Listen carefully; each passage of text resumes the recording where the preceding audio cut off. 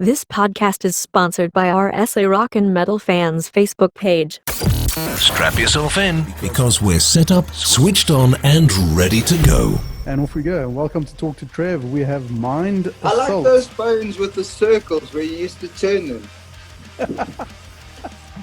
What, those old school things, yeah? Those like those dial phones. Yeah, you knew what you were getting, you know what I mean? Yeah. No, because when I used house party, I'd get into the wrong one's house party. Yo. I don't know if you had any experience with that in lockdown. You click on the house party and you join and you get somewhere and you don't know anyone there. Did you use Yeah, that but thing? Donovan's actually good with that kind of vibe. He'll just rock up anywhere and start making fells. Yeah, exactly. But it's not so good when you're in your pajamas, you know what I mean? And there's a time zone difference. You're trying to get to the laundromat, yeah. Okay, all right, solid. No, Okay, I don't know about that, but yeah, wasn't it? Okay, let's start this off. So, Zoom is a bastard. Okay, there we go. Got that out of the way.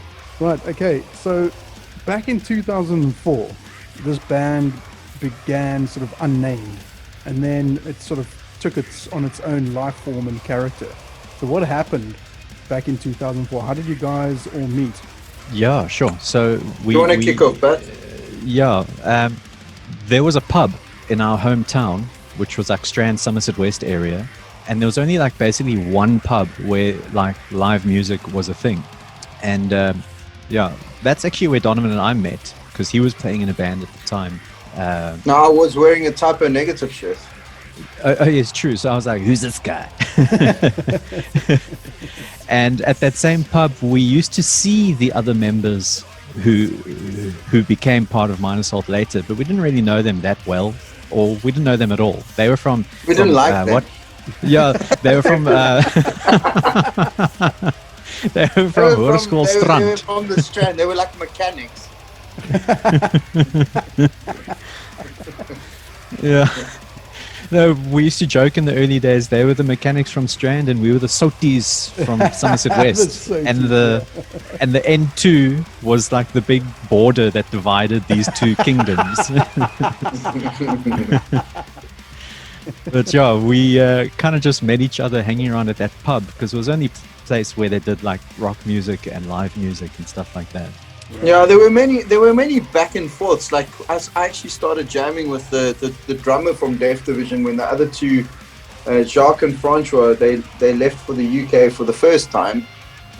And then when they returned, Jacques like, well, I play bass. I'm like, well, I'm playing bass now. So he just sang. And then I'm like, well, I want to bring my mate Pat in. And then we had this band, and Steph left, and you know, they left again. And yeah, anyway, we just kind of, I suppose that was it, Pat. Yeah, so Mind Assault kind of rose out of the ashes of what Donovan mentioned was a previous band called Death Division. So Jacques and Francois, the vocalist and lead guitarist, they had been playing for a band previously. So it was that drummer who Donovan started jamming with. Right. And we wanted to play like prog metal, and these guys moved back from the UK and messed that idea up. Prog metal, what? No, we wanted to be like Tool, you know. Who? You? Like you and who? Me and Steph. Oh, I see. Okay, yeah. I don't know why they me and asked me Steph. to join. No, we didn't then. And then you had your first EP in 2006, and then it's the journey of Mind Assault literally went on an upward trajectory. It was, looking back at your bio, it's like it's fucking crazy, the journey. Yeah, well, I think when we we were jamming together, and there was actually a bit of doubt as to whether we would work as a band. You know, this like conglomeration of people, but we were stuck in the same dorp. So it's like, all right, well, we're going to jam together because we like to headbang.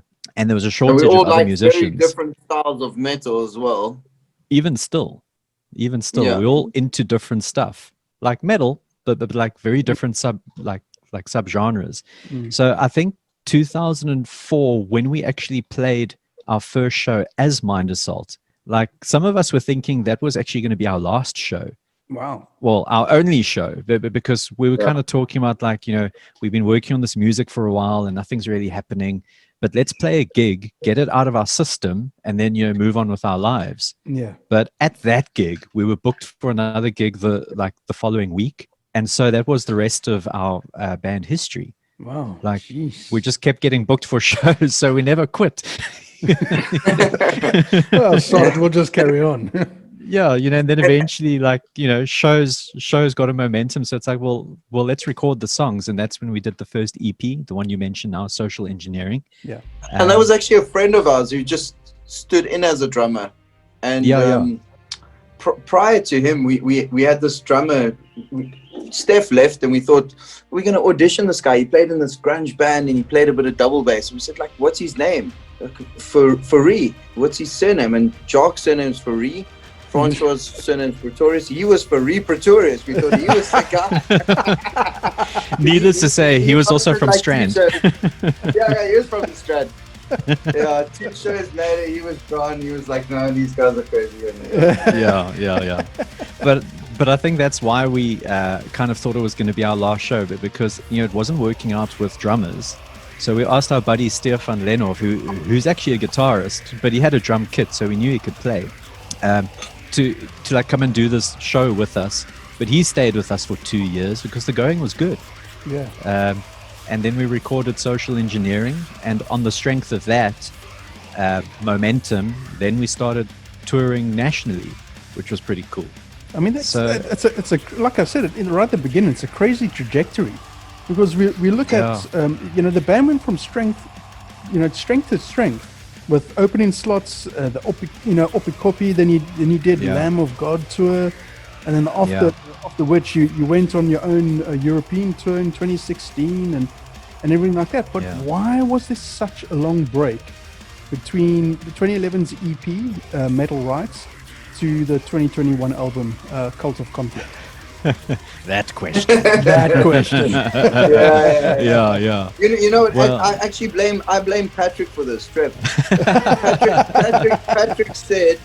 Patrick said we're not going to play another live show until we release an album, and we wanted a perfect album. And this we wanted something. I mean, we've been predominantly a live act, and I feel we've been very entertaining as a live act, but we've applied ourselves more in the studio and in songwriting and creating that experience on disc or on Spotify or whatever it is nowadays.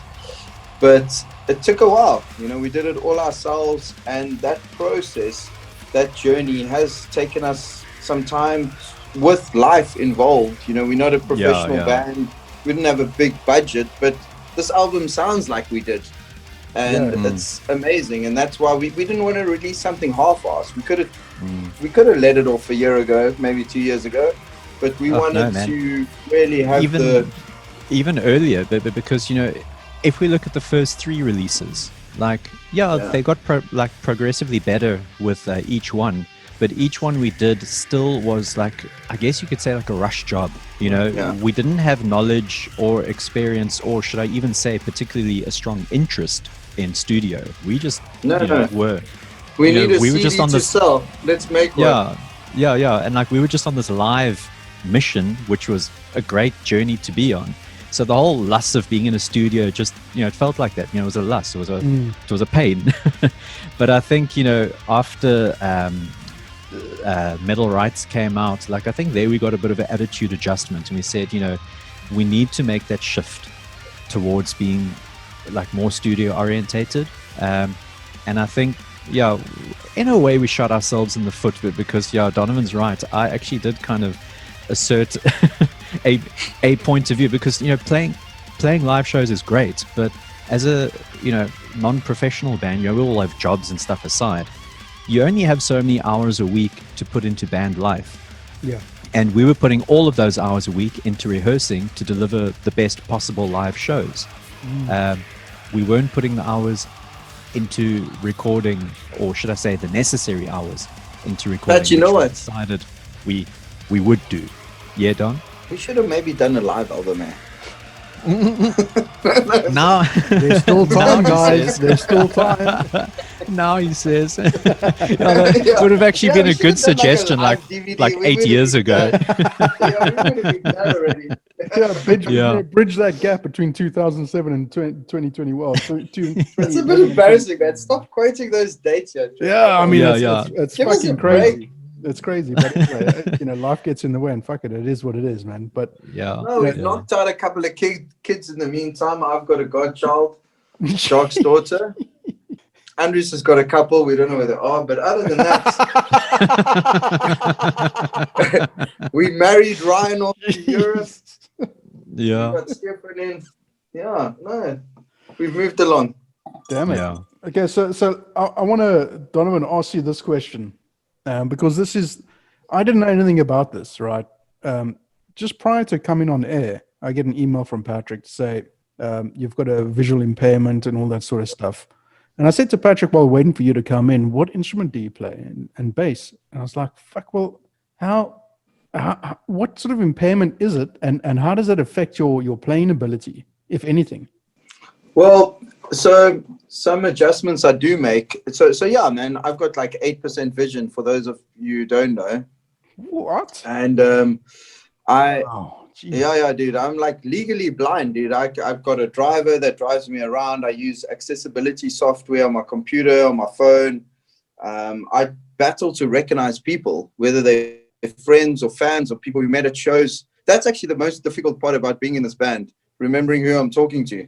And that's got nothing to do with the beers. But yeah, Has alcohol got a part to play in that? No. Like often the excuse is like, sorry, bro, what's your name again? It's like, yeah, Fred, we've met 6 times. I said, is that because you're always drunk? I said, no, that's because I can't see you and I'm sober now. So no, it is a thing. But yeah, what I do is I put some masking tape on my, like where the dots are. Yeah. 3, 5, 7, 9, 12, 15, on the fret, on the neck of the guitar. And what I've often done is I've always got white duct tape in my guitar case, and I'll map out the stage. So I'll put a little stripe next to the mic stand so I don't chip my teeth when I'm about to sing or fall over the monitors. I'll always mark the stage with white duct tape so I can see, because I've actually torn ligaments running into the drum rise before, and I've done things like that, so Dude, you shouldn't be it running is, anywhere. and Yeah, but those could also have been avoided with less booze, hey? actually one of the times wasn't even when we were playing. I was singing for the Hogs. They didn't even know I was singing for them, but yeah, one of those was one of those. But the thing is, it's I think it has, like, obviously as a musician learning, you kind of, when you exchanging riff ideas, you don't see what your bandmates playing. You gotta hear it, or you just like gotta fall in. But as for live, you got the lights to contend with. My eyes are light sensitive, so often you'll find me like crouching down, just trying to like feel my way on the fretboard. Yeah.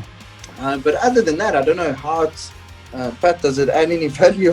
Jeez, I mean, it's to me, it's absolutely amazing. I mean, I can't even imagine if I close my eyes and pick up my bass guitar, where I would even begin. I mean, it's amazing. It's testament, obviously, to your skill as a bass player and a drinker, clearly. But I mean, to be fair,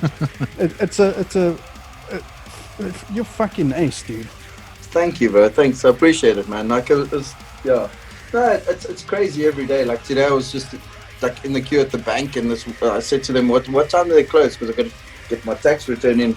And this lady in front of me says, "Oh, read the sign over there." So I said, "I can't see that."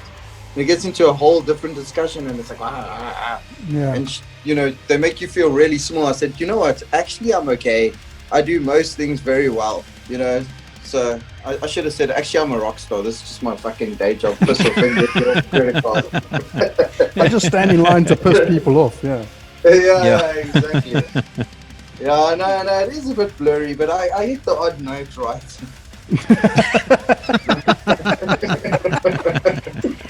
It's interesting though that you bring up that when you learn riffs and that sort of thing from your bandmates and new songs or whatever. What is the process like then? I mean, you can't just hear. I mean, your hearing must be amazing. Look, to be honest, it's not as amazing. It's not as amazing as I'd like it to be. I suppose it is better, but yeah, I've still got to learn. Like it's still like people always say, oh, if you lose one sense, the other one gets better. But I think you adapt that more. It doesn't really get better. Right. You still have to work at it. Nothing's easy. I think it's more difficult because you don't have the other one. Yeah. But yeah, it's like Andres. Andres is like he'll look at a harp and he'll play it. You know, he's that guy. You know, you Yeah, give him true, a flute and he'll probably be able to play like a couple of nursery rhymes off the bat. I'm not that fortunate, you know. So for me, I've had to work at it. But yeah, I mean, it's a slower process in learning it. But once I've got it, or if I'm showing, look, I actually write all the riffs, Jeff. Let's not be honest. I'm showing you. Now the truth is coming out. Eh? The question is, exactly. the question is, Donovan, what are you drinking right now? Water. hear We're it. not allowed to drink at the Oh, moment. come on, man! I've got. No, I'm look, du- it's an double- unwooded. yeah, It's go an on. unwooded Chardonnay. Oh, bloody fucking dumb, Yeah, man! it's unlabeled as well. It's not from any particular one. A couple of blocks of ice. And yeah, it's not going down too badly. Dude, I'm double fisting right now, man. I've got a fucking Jack Daniels, Gentleman Jack, Hey, double shot. okay. Sure. It's my Christmas present that I've been hogging. I've been sniffing for the past couple of weeks, and I've got What Now are you you're drinking laying it in. with there, Trev? I know, neat, straight up. I always drink my whiskey neat, man. No, I don't Nice. You do, like Patrick, eh? yeah. Yeah, Oh, yeah, yeah. We're refined That's the way to gentlemen. do We it. are. Donovan And- comes and throws an ice block the size of a cricket ball, in like in my tumbler, and it's like, why would you do that? yeah, it's sacrilege. He You're actually watering gets down the upset. I'm like niceness. saying, look, and then what I do is I take the course I whiskey get out upset. and I leave it with the ice. Never water a man's drink down, Donovan. Yeah. Come on, man. No. Sorry, And I've got a gin and tonic as well. So there's my other first in Jeez, there. like, Right Jenna, are you sad about it? Do you want to talk about it? I can't help it. I think I'm an alcoholic. I should join your band. Yeah, you can. We need a bassist. I'll just stumble all over the place. Yeah. Yeah, there we go. I've got a couple of amps for sale. Yeah. I know I'm poor. I can't be in a band. Okay, so Anyway, Sounds like the rest of us. Yeah. so 2007, you were at your first Ramfest and Metal for Africa festivals. So tell me more about the music scene in those days compared to now. Obviously, COVID's fucked everything, but you know. yeah, let's not even go there. Yeah. But We I have to, Pat. I'm We're sorry. to say. reminiscing. We're reminiscing. Let's granted, do that. It's granted. safer. But I think in those days, something we noticed as minus. I mean, look, we became ambitious.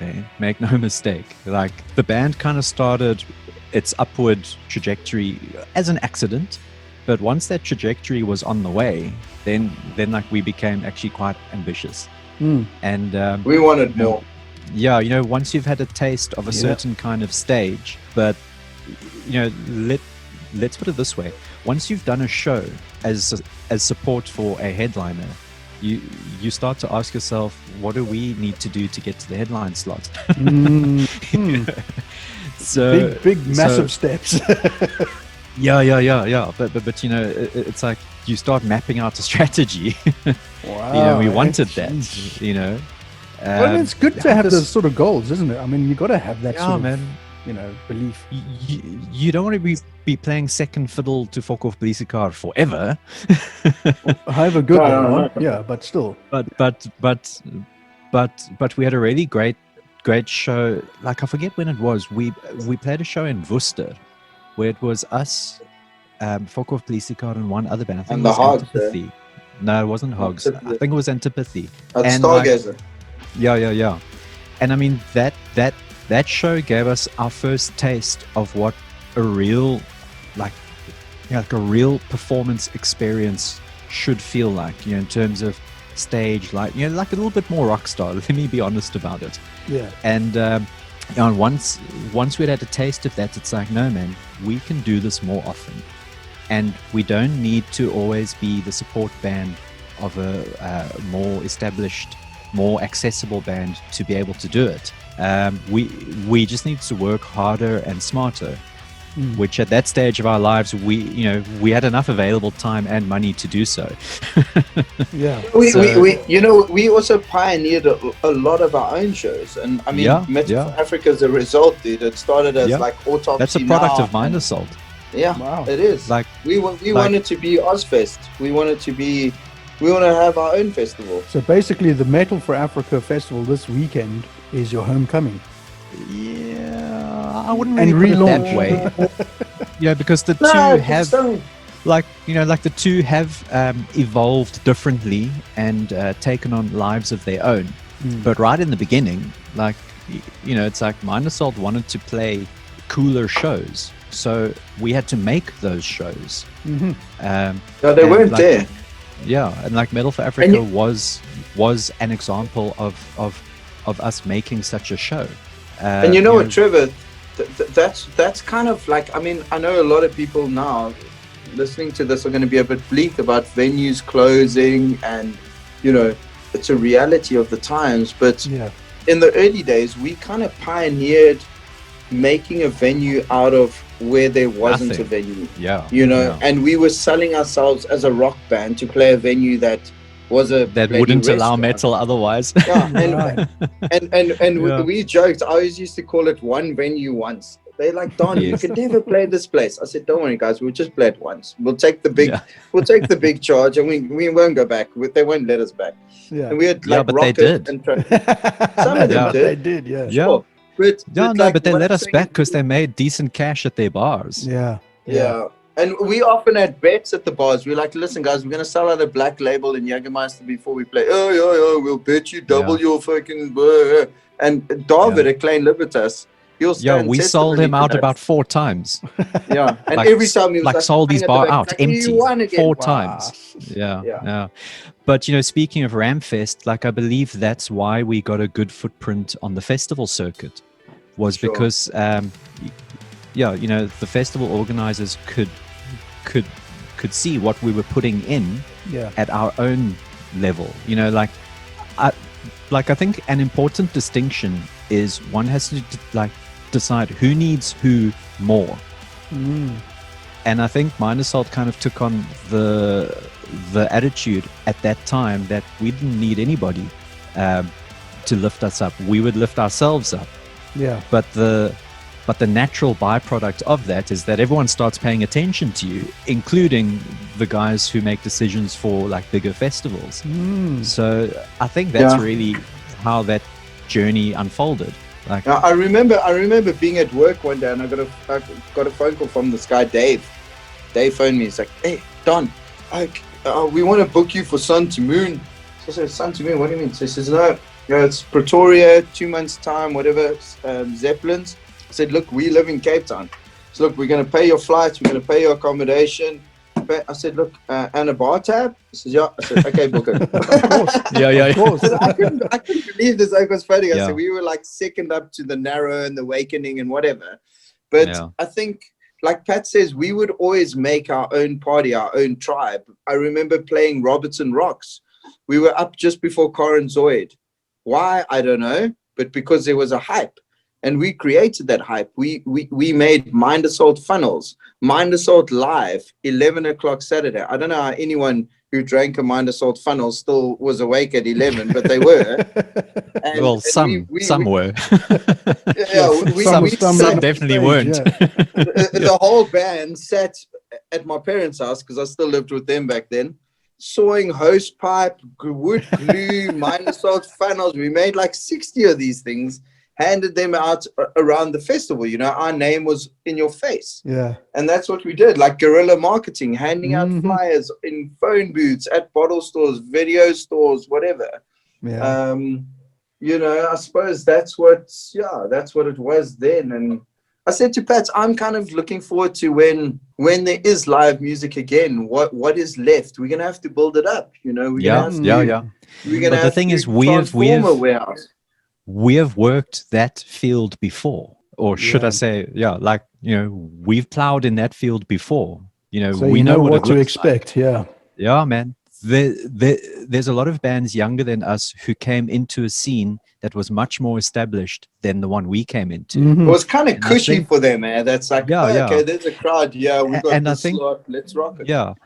And I think they feel much more easily disheartened by what they see now than like we do. Like we're just like, oh no, this is just a cycle.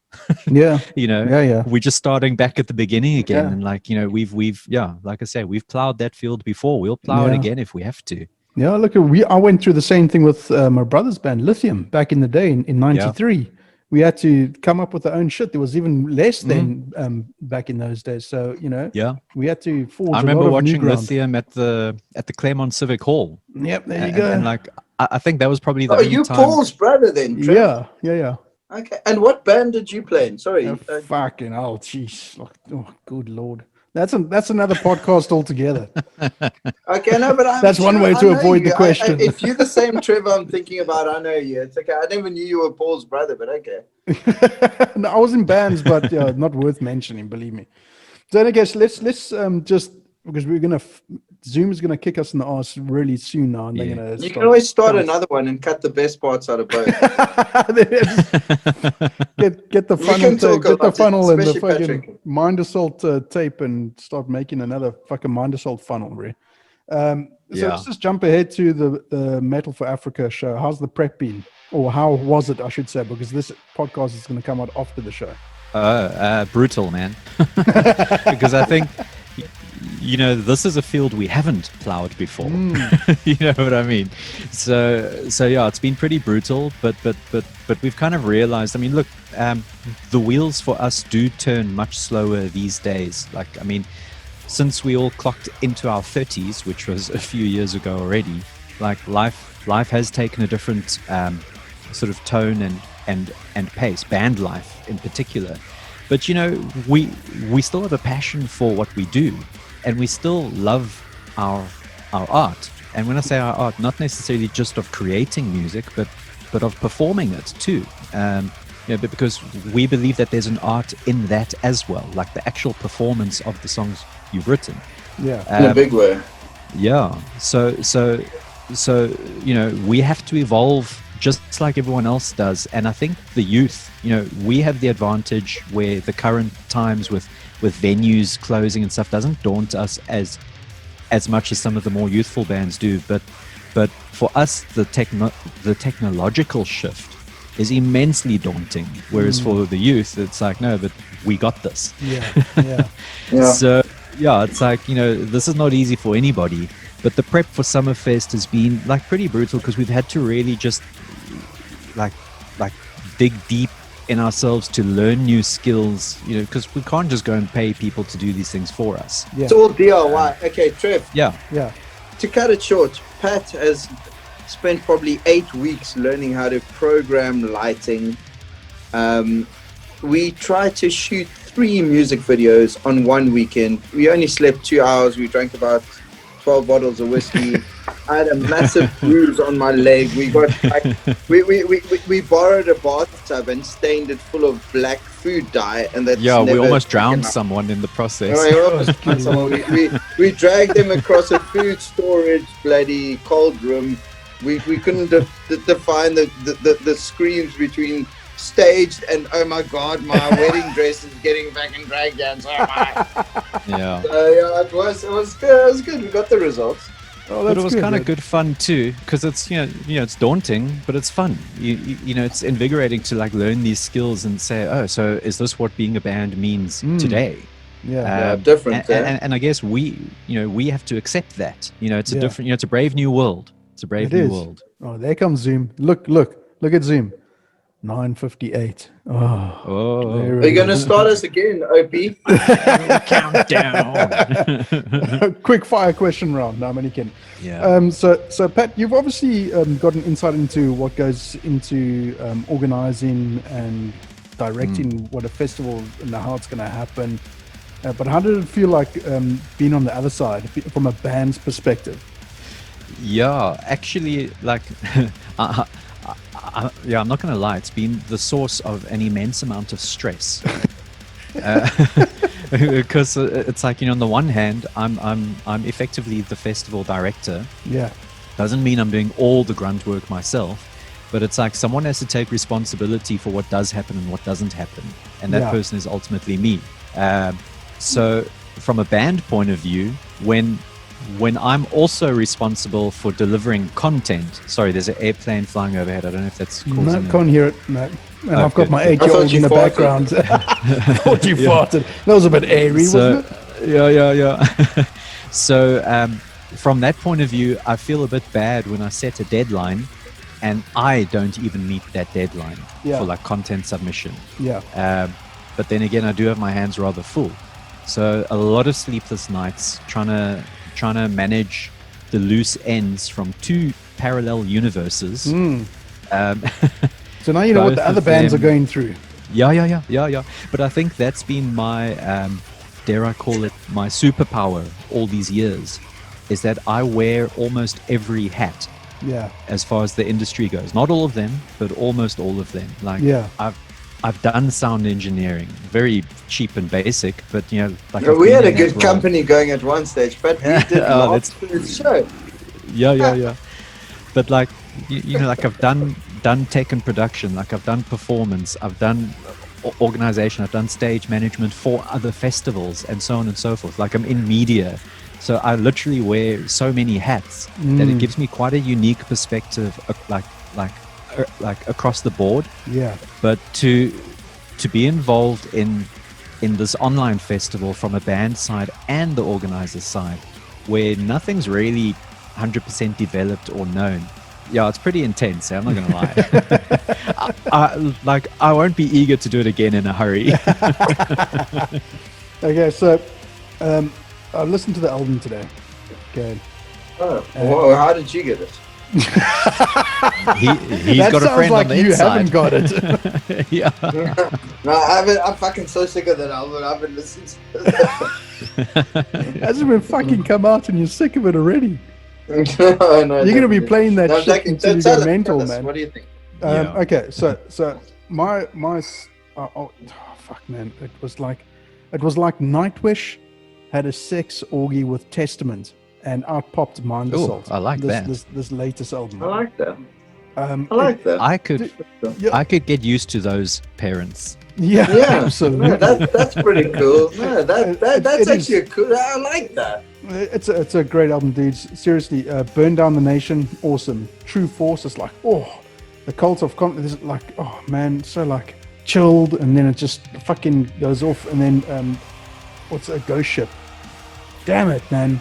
I was like, okay, I've got the Spotify playlist that I have of all the artists that I've had a podcast with, and what am I going to put on now? Now I've got 4 fucking songs, 5 fucking the whole album could probably be on there.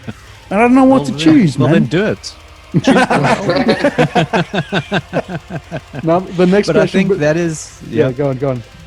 Yeah, well, that is what we had hoped to create, you know, because like a lot of the bands we love listening to, sometimes you find that listening to an album of them, it's not diverse enough in terms of the songs they've written, how they vary one from the other.